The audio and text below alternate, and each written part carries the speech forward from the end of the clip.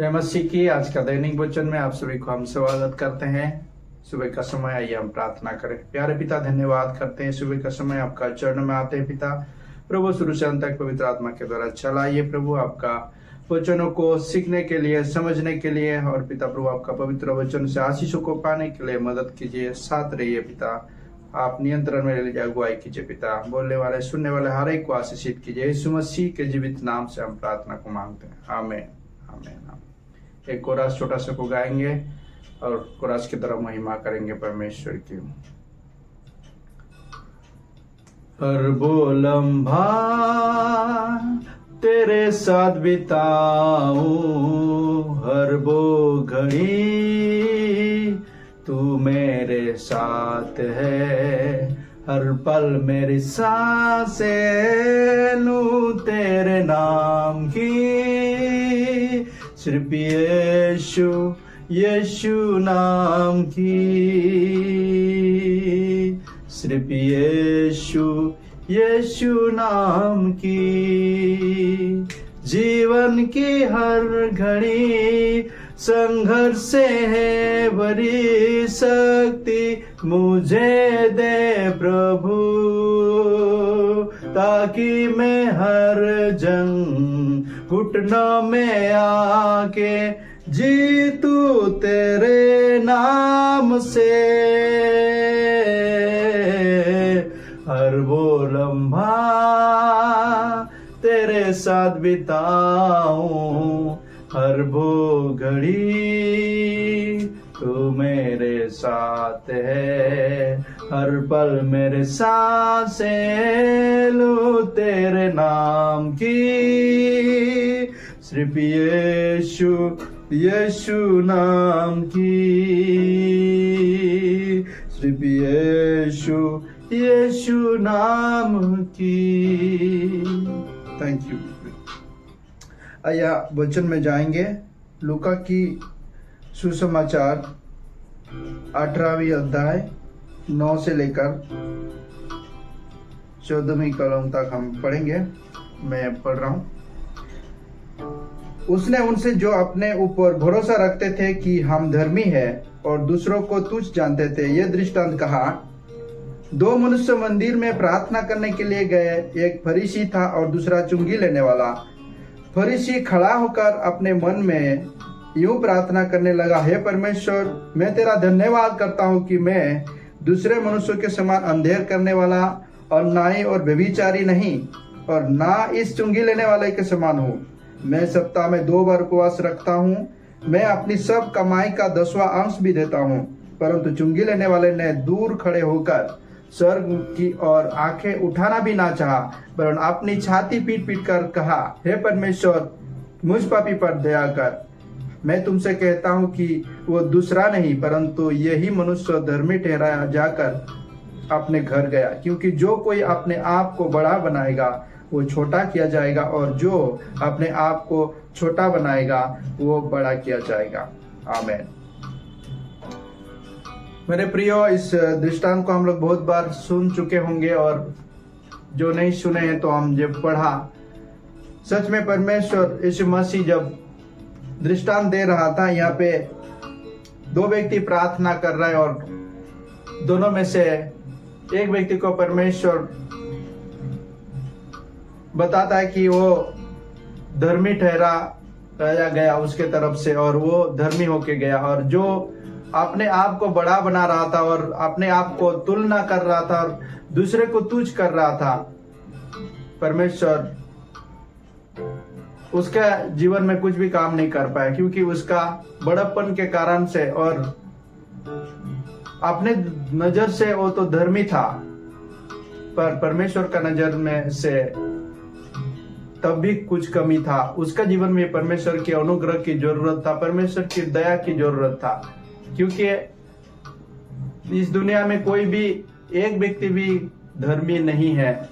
हमारा वचन प्रमाण देता है कि रोमियो पुस्तक 3:23 में कि सभी लोग पाप किया, परमेश्वर का महिमा से चूक गए, क्योंकि परमेश्वर हमारा बाहरी धार्मिकता और बाहरी पुण्यता को नहीं देखता है, वो हमारे हृदय को देखता है, हमारे भीतरी मनुष्यों को देखता है। मेरे प्रियो, आज सुबह का समय में हम इस दृष्टांत में से हम ये सीखते हैं कि अपने आप को परमेश्वर के सामने हम खुद को नम्र करें, क्योंकि ये जो दूसरा व्यक्ति जो चुंगी लेने वाला जो व्यक्ति है, वो लंबा लंबा प्रार्थना नहीं किया, बड़ा बड़ा कुछ भी प्रार्थना नहीं किया, और बहुत सारे वचन को कोड करके उन्होंने परमेश्वर से नहीं बताया, अपने लंबा लिस्ट को नहीं बताया, पर बल्कि उन्होंने बहुत ही सिंपल और साधारण प्रार्थना की है, हे परमेश्वर मुझ पापी पर दया कर। मेरे प्रियो,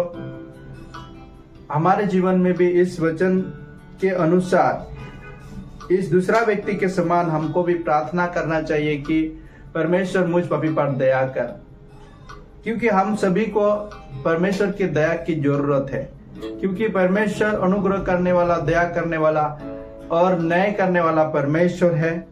वो हमारे हर एक बातों को जानता है। उसके सामने हमारा खुद का धार्मिकता को लेके हम स्वर्ग में प्रवेश नहीं कर पाएंगे, और हमारा धर्म कर्म से हम उद्धार नहीं पा सकते, क्योंकि परमेश्वर का अनुग्रह, परमेश्वर का दया हमें हर समय, हर वक्त, हर दिन हमें जरूरत है। जीवन के अंत तक परमेश्वर की दया हमारे जीवन में चाहिए। मेरे प्रियो, इस दृष्टांत से हम यही सीखते हैं, और जो खुद को नीचा और नम्र करते परमेश्वर उसको जरूर उठाएगा, क्योंकि वचन में उन्होंने वायदा किया है, क्योंकि जो कोई अपने आप को बड़ा बनाएगा वो छोटा किया जाएगा, और जो अपने आप को छोटा बनाएगा वो बड़ा किया जाएगा। हमारे समाज में हम देखते बहुत सारे डिविजन है, ऊंचे दर्जे आने, बीच वाला आने, सबसे नीचे दर्जे, ऐसे समाज में एक सीमा को बांध दिया गया। तो इसलिए कई बार जो पिछड़े हुए लोग हैं और जो गरीब है वो पीछे, हमेशा पीछे ही रह जाते हैं, क्योंकि उनके पास इतने सुख सुविधाएं नहीं है, और उनके पास आगे बढ़ने के लिए किसी का हेल्प चाहिए। वो जो ऊपर दर्जा में हो इनको हेल्प नहीं करते हैं। तो इसके वजह से आज हम ये वचन को अगर हम प्रैक्टिकल करें कि हमारा भी किसी के लिए जरूरत को हम पूरा कर सकते किसी का, तो हम करें, क्योंकि प्रभु उस दिन सबका हिसाब लेगा। क्योंकि हम लोग मत्ती की सुसमाचार के पुस्तक में जब 25 अध्याय में हम पढ़ते हैं, वहां पे प्रभु यीशु खुद बताते हैं कि मैं जब भूखा था तुमने मुझे खाना खिलाया, मैं जब प्यासा था तुमने मुझे पानी पिलाया, मैं जब हॉस्पिटल में था तो मुझे आपने देखने आया, मिलने आया।